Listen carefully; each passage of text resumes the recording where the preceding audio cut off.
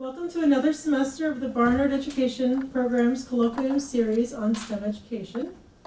Each semester we welcome 4 distinguished speakers to present on current issues in STEM education.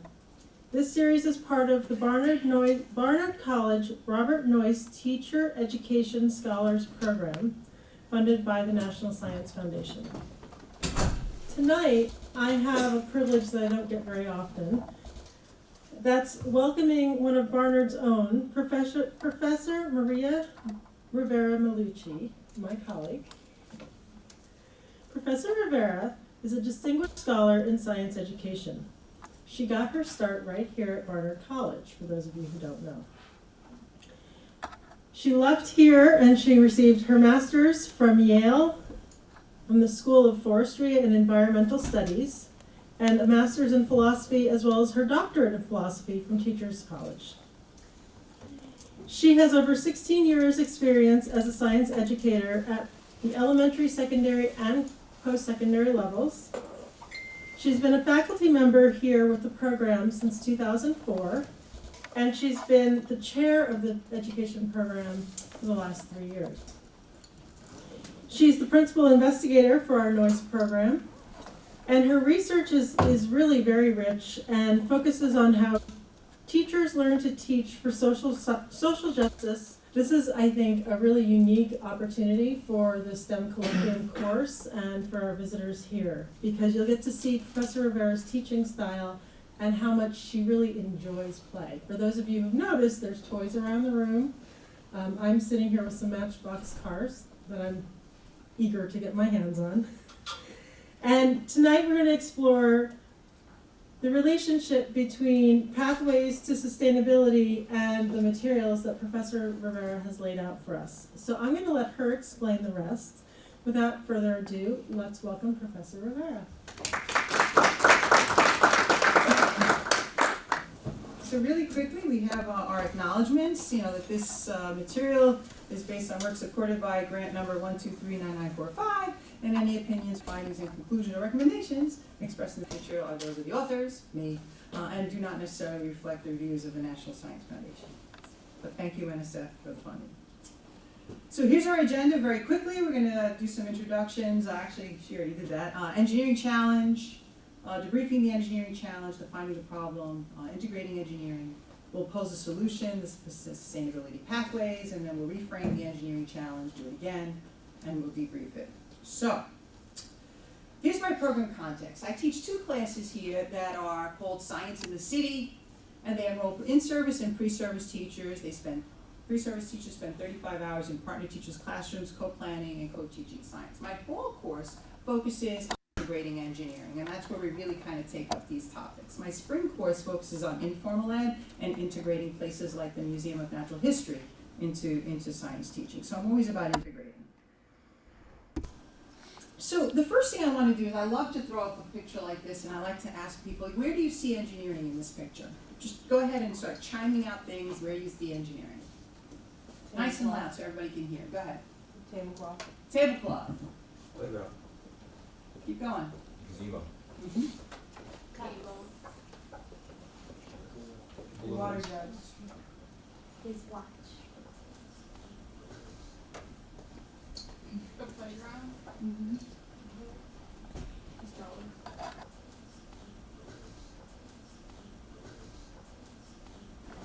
How many of you noticed the hip replacement? And the test tube baby. So, what are you noticing? What we can see. Huh? Just what we can see. But just about everything, right? If you look at it, just about everything there, in some way or some form, is related to engineering. Has been engineered. The balloons, right? So if you think about it, that whole the landscape was engineered a certain way. So engineering is really, it's all around us, and yet very often, unless we stop and think about it, we don't see it.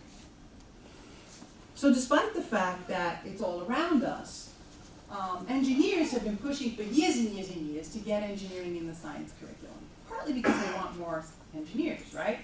So clearly they want to increase awareness and appreciation for the role of engineering in our daily life and the work of engineers. But also, a lot of studies have shown that engaging in engineering is fun and kids like it. And so you can improve student motivation, their learning, and increase their achievement in math and science. And part of the way that happens is because one of the things that engineering can do for math and science curricula is they can answer that question that kids love to ask. Why do I have to learn this? A lot of times those engineering applications can give us that why. It also teaches through inquiry-based methods, which students in general really love. And then in the process, they're developing these design, visualization skills, they develop their creativity, they develop their teamwork skills, their communication skills, and these are all things that are shown to enhance achievement. Clearly, we want to be able to introduce young people to some exciting careers. There are lots of exciting careers in engineering. We want to increase their technological literacy, and we want to reduce the achievement gap. Now, those of you that are taking furious notes, please feel free to do so, but you can have access to this PowerPoint. I'll send it to Prof. Edstrom, and she can send it to you. So, you had a chance to preview, those of you that are in the class had a chance to preview the NGSS Scientific and Engineering, just their little summary on what role engineering is playing in the NGSS. And these are the specific scientific and engineering practices that they want you to focus on when you think about integrating engineering. So when we're integrating engineering, we want students to be able to define problems. What kind of problem are we trying to solve? They'll develop and use models, they'll plan and carry out investigations, they'll analyze and interpret data because they'll test their models, they'll use mathematics and computational thinking, and then they need to design some solutions. I still think they're constructing explanations, and I still think they're asking questions, so I kind of think this little division between science and engineering is not quite accurate, but that's me. They will engage in argument from evidence and obtain and evaluate and communicate information. So, the engineering design process, this is one model. There are lots of models of this, but this is one model. It's a simple model. It comes from family engineering. And it talks about, it's this circular process. And what's important is that at any point in this circle, like you could go from ask to imagine back to ask, or from ask to imagine over here. It's not like you have to follow it in a loop. You can go backwards, you can go forwards. But it's important to know that there are kind of these stages when you're working on a design process. And that you're going to ask some questions. What is the challenge? Are there requirements? What do we know already? You'll imagine. What are some possible solutions to this problem?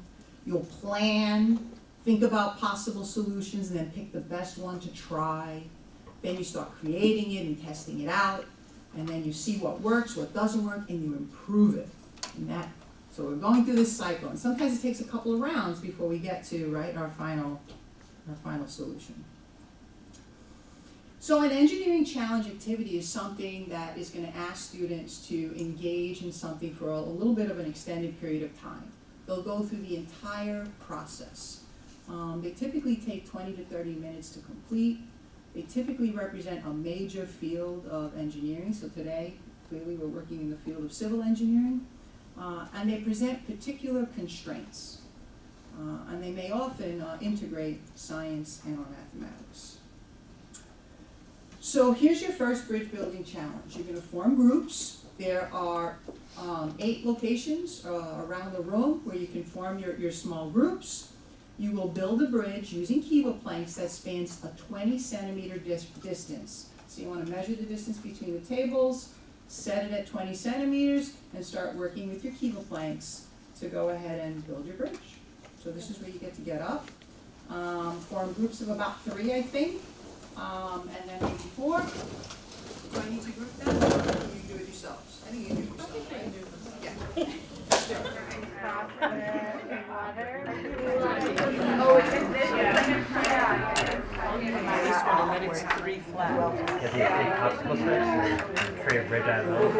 So I wanted to do it a little differently. Can I have everybody move to this side of the room? Okay. I know it's a little crowded, and usually we do this kind of activity in more space, but I always like to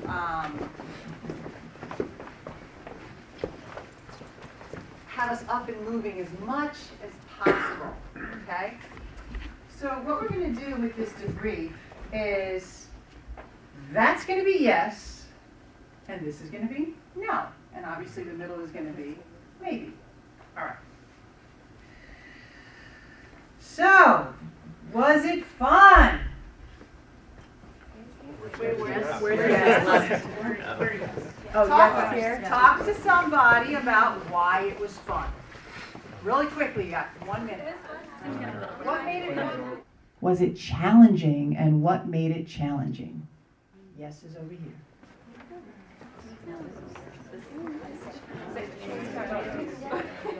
Can I go to main? Someone else to In the middle. In the middle. Yeah, I'll go to main. Yeah, that's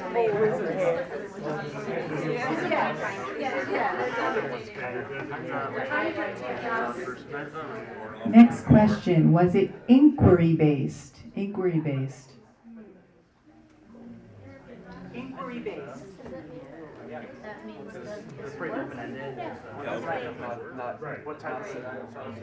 Okay, here's a harder one. Was it constructivist? And this is when learners are constructing knowledge out of experience. And if so, in what ways? And there's another. Okay, was it creative? And if so, how? Was it creative? Next question. Was it scientific? Again, in what ways was it scientific? Okay, next question. Was it engineering? And what made it engineering?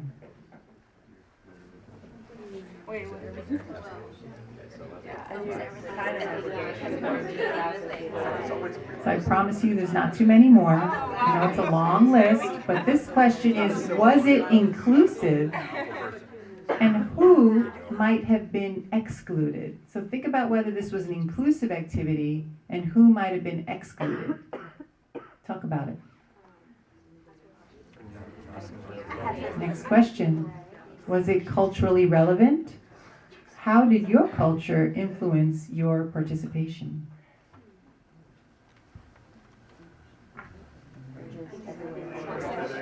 Okay, last question.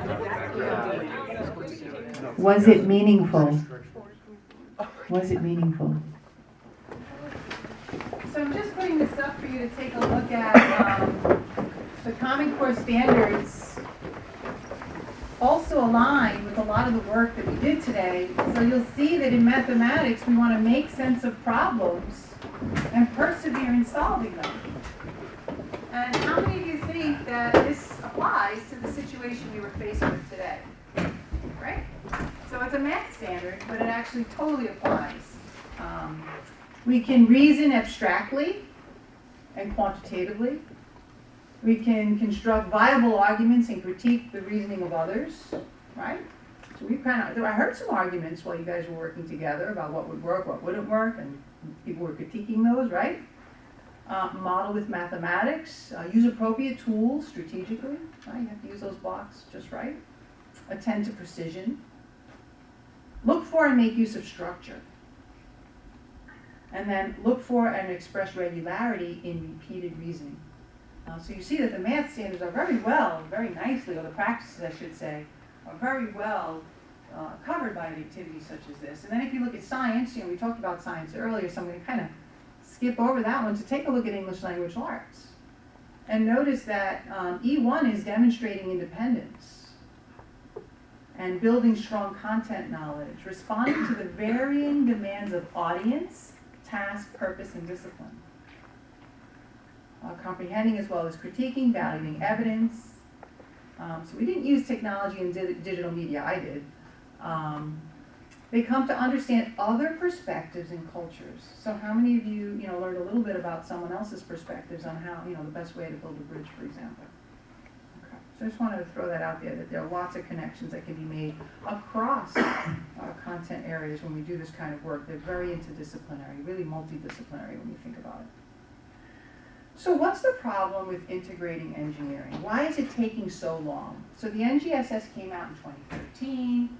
It's 2018 already. It's been 5 years. Why isn't it in every classroom?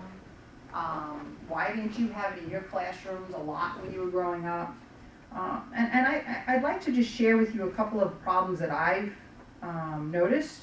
And one of the first problems is we've got standard curricula in a lot of places. And so teachers are faced with this big question of, hey, where does it fit in my math curriculum? I've got to teach Algebra 2. Where does it fit in my biology curriculum? Where does it fit in my, solids and liquids unit? Then there's this question of how do I balance science and math versus engineering? So one of the things that happens is while you were engineering, how many of you thought that the science and math connections, they were kind of there, but they were a little weak? How many of you thought that? Right? So there's this sweet spot that we want to hit as teachers. We want the engineering design component to be strong, and we want our students to develop a real strong understanding of this engineering design process, but we also want to build particular content knowledge in either science or math or both. And there's this sweet spot that you want to try to hit, and it's hard to hit it. Because when you do an activity like this, if you're not purposeful about the particular science content or math content you're trying to build, your students might miss it. Okay? So that's a problem because teachers have to be able to learn how to do that. Then, of course, we have the diversity situation, where we've got different grade levels, ages, developmental stages, genders, ethnicities, languages, cultures, disabilities, class. When you think about all the differences of our kids, and teachers have to be able to work across all those differences and figure out how to engage their students in these activities. We're reaching a point where some kids have had extensive experience. They're in a robotics club. They're doing lots of things, and they've been immersed in engineering, and then you have other kids who don't even know what it is. And they're sitting in the same classroom, and you're the teacher, and you have to facilitate that activity and keep the one that's had this immersive experience from dominating and allow the others to develop. And so this is becoming more and more of an issue. Teachers need to know, like, where are the good curricula? What's out there? What can I use? Who's doing this well? So these are just some examples that are out there. I'm not by any means endorsing them. I'm just saying they're out there. Resources. Resources matter. Some schools can do the whole robotics thing because they have the resources for that. Some schools are digging through the recycling bin, okay? But engineering can be done, right, on a shoestring. But where do I get these resources, and how do I bring them into the classroom? So really quickly, I want you to just talk to someone close to you. Are there other challenges that you see or you think you've thought about when it comes to integrating engineering with the science curriculum? So just talk to like in 2s and 3s. Find someone to talk to. Okay, this group really likes to talk to each other. That's wonderful. All right, so what are some other challenges that you came up with? Who wants to share one? Go ahead. A lack of repetition. What do you mean by that? If there's not enough resources to do an experiment, there's certainly not enough to do it multiple times. Give me another one. Social skills. What do you mean by that? If, I find in the typical school, you don't necessarily have a lot of time that's dedicated to teaching collaboration skills, teamwork, how to disagree with each other. So you have to kind of build that into, whatever activity you're doing. Yes. Nice. Others? There's a lot of different aspects to engineering. There's a lot of different types of engineering. So you kind of got to be pick a certain type and to focus on to implement. It's kind of hard to cover all the different types of aspects that engineering covers.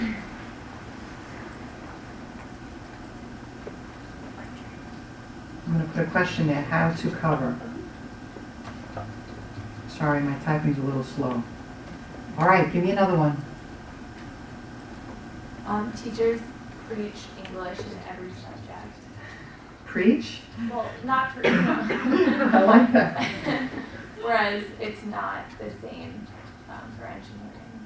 Right. So there is this sense that we all need to be readers, we all need to be writers, but nobody's saying, oh, we all need to be engineers in every single subject that you're in.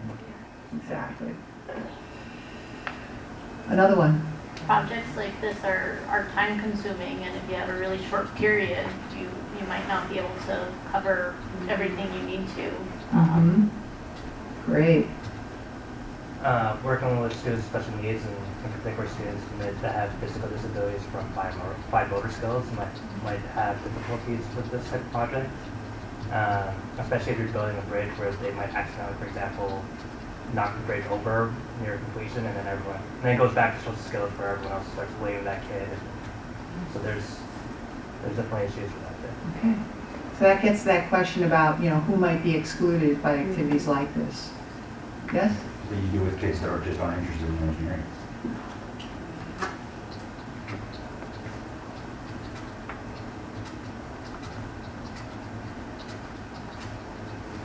Okay, anything else?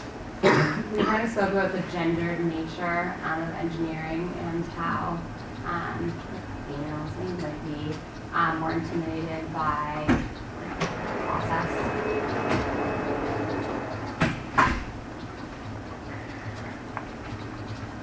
Okay. Go ahead. I'm think on test prep. Test prep. It's the bane of my existence. All right, I'm gonna shrink this a little bit because I still see a couple of hands up, and we'll take a few more of these. Oops, that went the wrong way. Let's try that one. Okay, there we go. Got a little bit more room. Go I was ahead. going to say similar, like there's a lack of incentive if students are not being tested on engineering.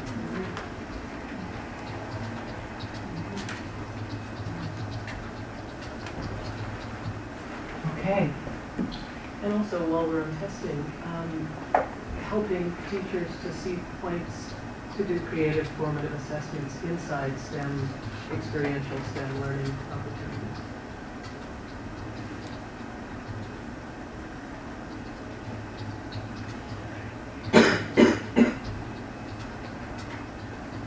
Did I capture that well? Yeah. Wonderful. Okay. Go ahead.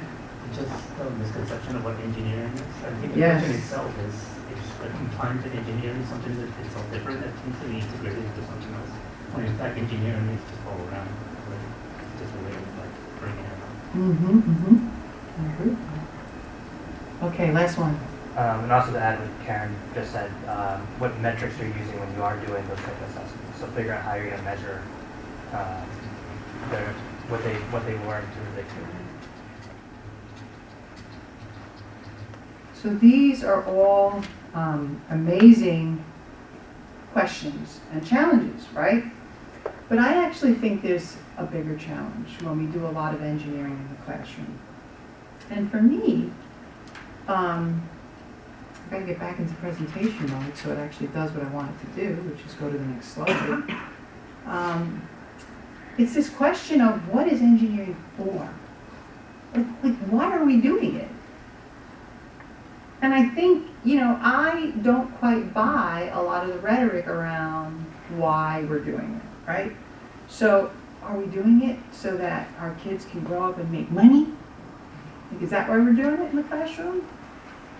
To contribute to a consumerist culture? To solve problems? To help people? To reduce poverty? I like that one. How about building sustainable cities? Now you see the smile. Explore the universe. Restore habitats and ecosystems. To save the planet. So for me, part of the problem that I see with integrating engineering is that we have a lot of fun activities that are just being rushed into the classroom. But I don't think they're given an authentic enough context or purpose for why. And I don't think our kids are grabbing onto that. I don't think they're grabbing onto the power of engineering to be able to achieve some of these goals, such as sustainability. So I'm going to tell you right up front, I am very biased. She mentioned I have a master in forest science. I've studied forests. I've studied forest health. I've studied soils. I've studied biometeorology and hydrology. And I care a lot about our forests. In fact, when I went to the forestry school, I thought that when I graduated, I would go and manage large tracts of forest. That didn't happen. I ended up deciding to go the education route. However, I care a lot, about our ecosystems, our habitats, about the animals that live in them, the plants that live in them, the microbes, and the people. And so sustainability is something that I care a lot about, and I try to practice. I'm still trying to figure out how to do it well, because it is a little bit of a moving target. But I think that sustainability, if we link sustainability to engineering, that's how we can give students a compelling purpose for the things we're asking them to do in the classroom. So if you look at these are EFS standards. This is the original, and I should have put the citation here. I apologize for that. These are the original K-12 Education for Sustainability standards. If you Google it, they'll come up. And what we want is for students to understand and be able to apply basic concepts and principles of sustainability, such as meeting the present needs without compromising the ability of future generations to meet their needs. Let's take a look at standard 2. There's just 3 of these. We want students to recognize the concept of sustainability as a dynamic condition, meaning it's changing. Our world is changing, so that's going to change. It's characterized by this interdependency, right? So there's ecological, economic, and social systems, and that's really important. It's not just about the environment, and many of us often think that sustainability is just about the science and the environment. It's not. It involves economics, and it involves our social systems, and how these interconnected systems affect individuals and societies and their well-being, right? So the last one, here's this nice graphic that kind of shows that. But what's really important is this multidisciplinary approach. And it's about knowledge, skills, attitudes. I would add behaviors, because attitudes don't help us turn lights off before we leave the room. Attitudes don't help us use the recycling bins appropriately. They might make us want to do it, but what we want to do is change behavior, right? And the idea is to continuously improve the health and well-being of present and future generations. Personal and collective actions are important. So what we do individually is important, but also how we engage others in that process. It involves decisions as much as actions. And part of it is really being able to envision a world that is sustainable, and really thinking about the changes that would need to be made by individuals, communities, and countries in order to achieve this. So these are the standards. And then more recently, the Cloud Institute came out with these 9 core content standards. Now the students in the class, I sent this to you, as your prior reading, so I hope you had a chance to kind of go through them, and you have some, background information about each of these. And look at my numbering's off. See, now what's wonderful about this is, I get to edit it right away because I'm a perfectionist. So we have these 9 core content standards. And what's really important for you to notice is that how many of these would you say are about science? Tell me which numbers you think are about science. How many? I'm hearing 3. I'm hearing 6. I'm hearing 7. Okay, how many of you think these are about history? Maybe 8? 9? 1? 7. Okay, great. How many of you think these are about math? Which of these, I should say? 4. 4? How about English? 9. So what I want you to see is that this is not just a science thing or an engineering thing. This really is multidisciplinary. And I like to think of these core content standards as pathways to sustainability, as ways to think about course content and think about how we might connect whatever course we're teaching.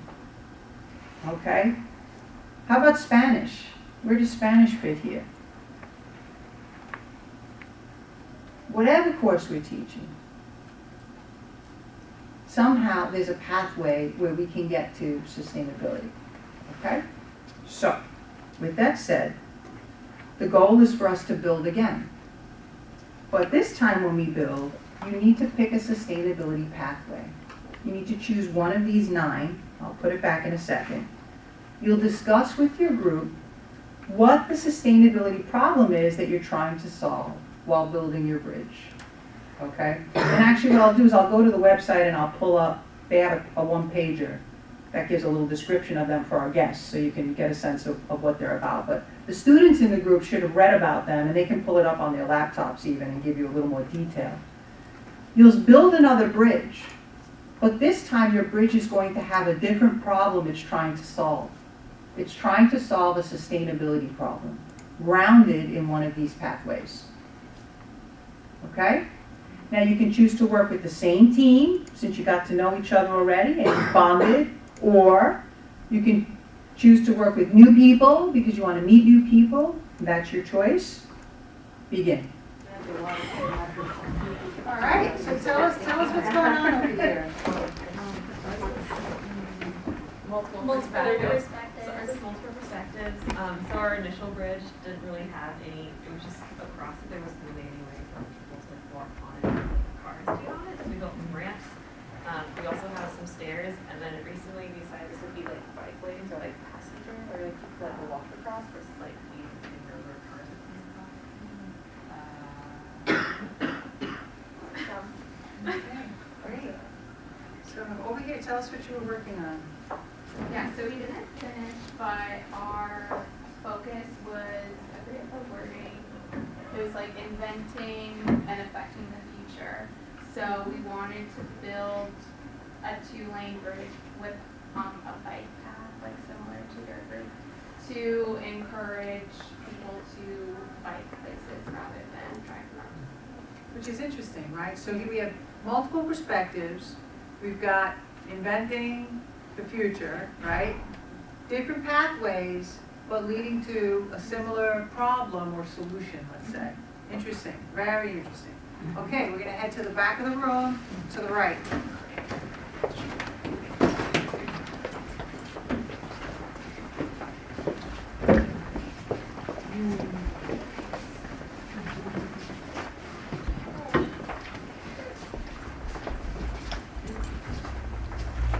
Okay, one of the groups, let me come around.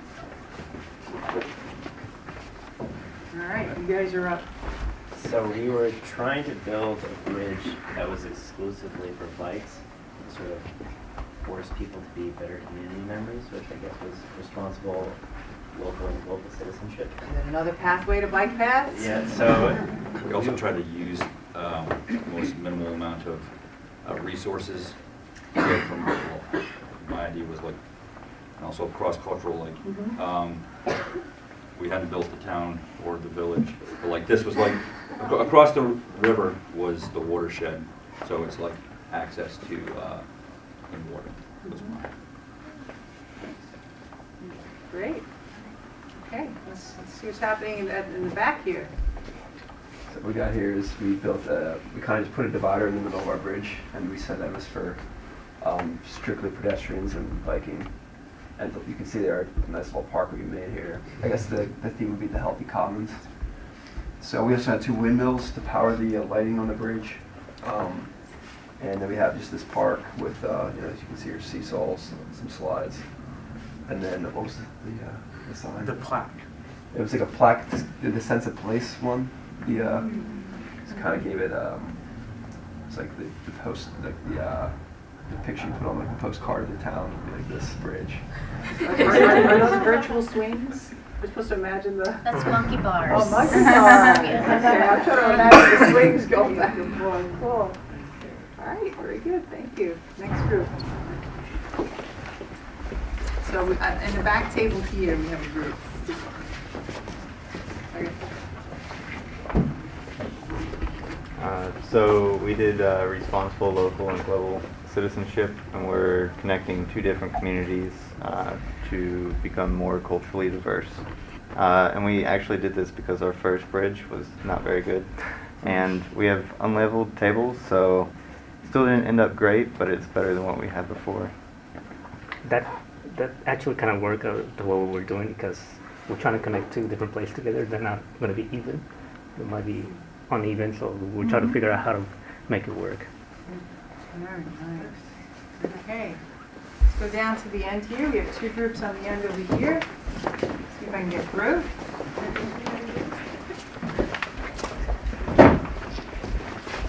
Okay, so up front first, please. Which one first?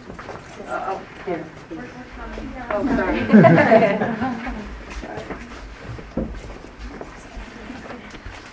Ours is also the Healthy Commons, and we have a bike lane on this side of the car. This is the car, this is the bikes, and this is the pedestrians, because we had seen in other bridges problems when pedestrians and bikers were in the same space.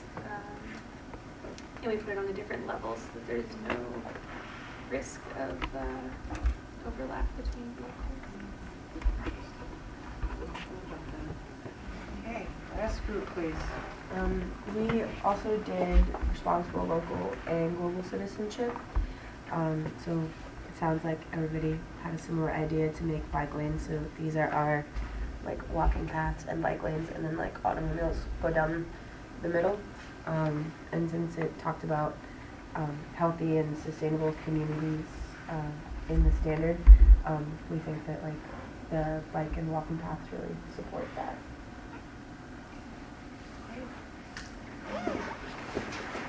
So we are going to debrief, but there won't be as many questions. So we already talked about what your sustainability context was. So the question I have is, how many of you felt like you were successful in meeting your challenge? And the follow-up question to that is, who decides? Who decides if you were successful at meeting your challenge? Do I decide? Who decides? You do. So one of the most important things about providing these pathways for students is that you're also putting them in the driver's seat, because they get to decide what the criteria for success are. You've given them some basic constraints. You know, as an educator, you can decide, okay, you got 100 bricks to do this. Or, you know, it's 20 centimeter gap. So you've given them some basic constraints, but around that, they can be creative. And they can decide the criteria for success. So tell me, what was different about this build from the previous build? Purpose. So the previous build, did it feel more competitive? Right? This time around, did it feel as competitive? No, because everybody's doing a different thing. So those of you that are worried about, you know, how classrooms can become competitive and sort of negative in that sense, one of the other benefits to this is that, again, not everybody's doing the same thing. And you get to decide when you've succeeded. So it really brings down that competitive level, and you can really have conversations about what is it that we're trying to do, and why does it matter. So we talked about that already. How did the sustainability pathways assist in defining the engineering problem we were trying to solve? Well, for ours with local and global citizenship, what he said, a person who is not studying, build a bridge that's not studying, that's not being responsible, that's not, keeping our community safe, that's our words. So one of the first things that we say, okay, this one has to be being stable. So you cared more about it. Yeah. You cared more about the sturdiness this time because it wasn't just about getting it to go across. People had to be able to use it. You know, and it had to be, you had to be responsible. Wonderful. Can someone else give me another example? Trying to build something for the future, you want to have something that will last longer, and also trying to use limited materials, like you want to have, if you're building more bridges, like if you use less materials, you can have more to build other places. Mm-hmm. And one of the things that happens with sustainability is that, kids need multiple opportunities to be exposed to these ideas. They need to see it and hear it, again and again and again. And if they're getting it in your class and somebody else's class and another person, it starts to sink in that this, this is in fact, something important. What would you say was the value of adding a sustainability context? Well, it answers a question that kids always have, why are we doing this? And it makes them be more involved and think of the future more, think of what comes after school. Also, thinking of sustainability, it's easy to think that it's just, recycling and doing things that are green, but this is bringing it to something that people see every day or they see in life that they don't necessarily think relates to sustainability. So that helps them make connections about that. It also helps the kids or people put their personal interests into it and motivates them more. So for example, our group was the global one, some of us may have been more interested in global, but then there's the ecological ones to try to use as little as possible. Mm-hmm. And it motivates me. So that's important that you're able to bring your own. So when I asked you, was it culturally relevant? Not so much maybe, but this time around, for some of you, that cultural piece was important. Okay. All right. Any other ideas about value? I think just in general, kind of to all of these questions, it's that when we were just building a bridge, we were just focused on the bridge itself. But once we had the freedom to look at all the different sustainability pathways, we could decide what the bridge was for, but then also what else was included in our bridge area, which really changed up what we were doing, because at first we were just trying to build a good bridge. Mm-hmm. Now we're all trying to put a purpose to this bridge, and we're starting to think about, well, what's on the other side of the bridge? Mm-hmm. What are we actually connecting? Right, and so the vision for the community is much bigger than just this bridge across a 20-centimeter span. Exactly. So that is it, okay? The take-home message is that providing a sustainability context, you have 9 different ways to get kids engaged with whatever it is you're setting in front of them. Lots of ways for them to bring their own personal interests in. You're fostering communication around issues that have significance beyond whatever course this particular engineering activity is situated in, whether it be a math course or a science course or an engineering course. And so, I would argue that connecting these two really just blows it open in my mind, to so many possibilities. And so I hope, you're as excited as I am about thinking about these connections. And then I want to remind you that it's not just about math and science classes. We should be hearing about it in history. We should be hearing about it in English. We should be hearing about it in sociology. We should be hearing about it in every subject, because every pathway connects somehow. Okay? Thank you.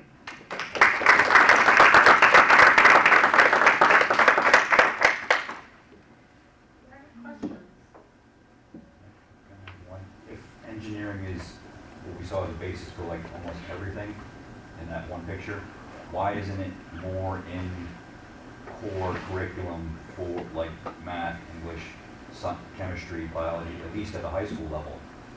I mean, I know you can't necessarily get it down to like engineering for like third graders, but at least starting with ninth grade.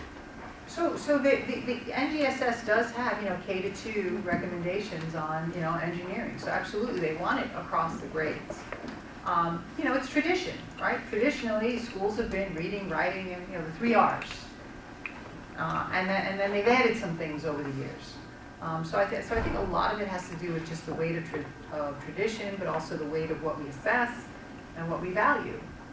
And so, there is this push to get it in there.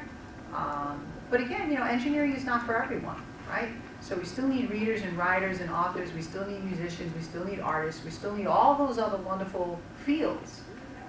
And all those wonderful fields, I would argue, would benefit from both a design mindset, but also a sustainability mindset. So with your background in forestry, I'm sure something you've thought about, and also teaching. What do you think the best way to kind of implement the whole environmental aspect into the curriculum, into the education for kids? Again, I mean, I think environmental education is something that it's not the responsibility of just the science teacher. And so typically, like, so for example, y'all, went to high school and you probably took a biology class, and it probably was a 2-week unit or maybe a 3-week unit in your biology class was environmental science. And I think we need to kind of get away from that compartmentalization of environmental issues. And so we should be reading about environmental themes, we should be learning about the history of the environment. Like, again, I think the multidisciplinary approach is the only way to start tackling it. With that said, I do think in science courses, again, it should be this idea that we infuse it throughout. So I'm teaching an arts and humanities class right now. And you might think that sustainability has nothing to do with arts and humanities, but in fact, I believe it does. So we're going to be working with those sustainability pathways in about a week or so. But more importantly, it's not just about the content.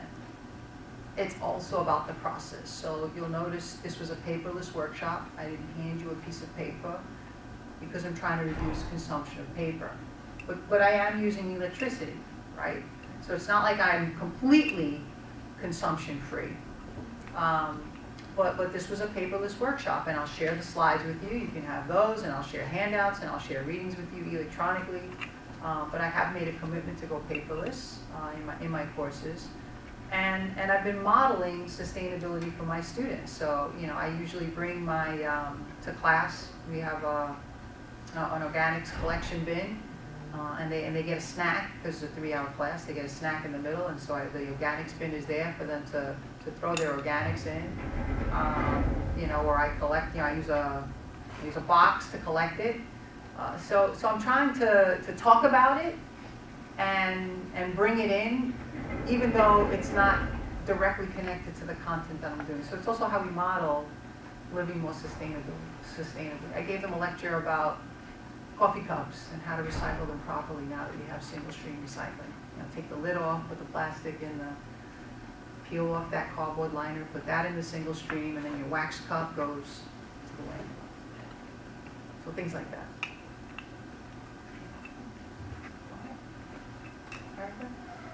So I know you're involved in Barnard's efforts in sustainability, Yes. so I'm just curious what Barnard's vision is in reference to sustainability and what our plans are. We've spent months now, we're building toward a vision. So we just had, what was it, our 4th campus conversation. We're having one more where we're literally going to be working 23rd, on the draft. March 23rd, what time? 3 to 5. From 3 to 5 in the James Room will be the compilation of all the visioning that we've done this semester to actually build what that vision is. One thing that I will say is that the first meeting that I went to was about consumption.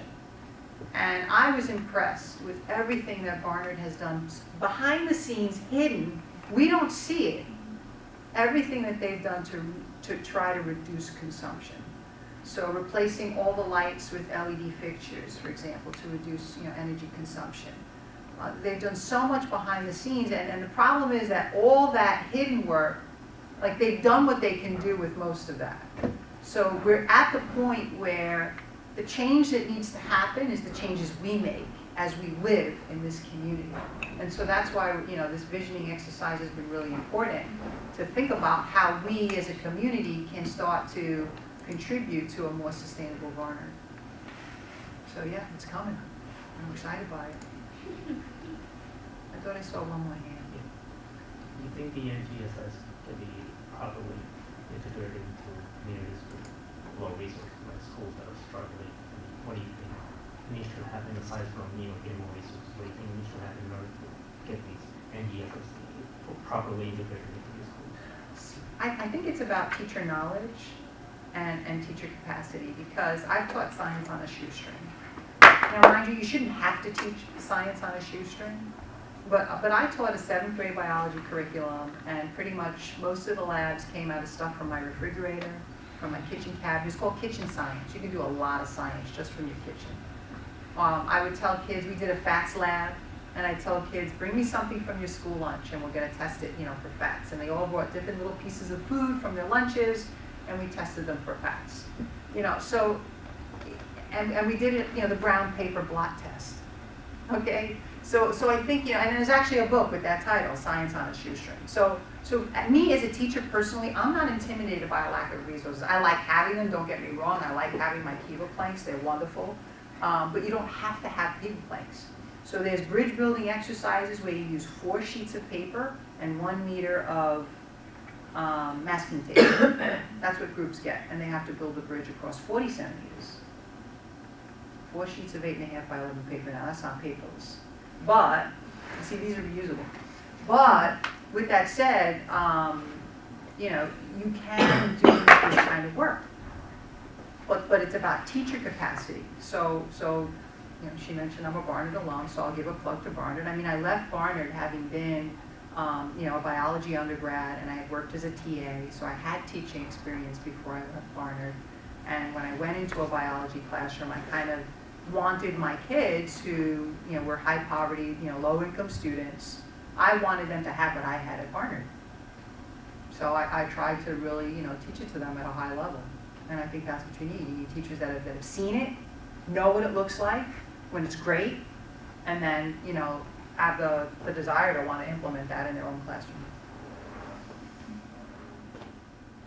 Okay, thank you so much.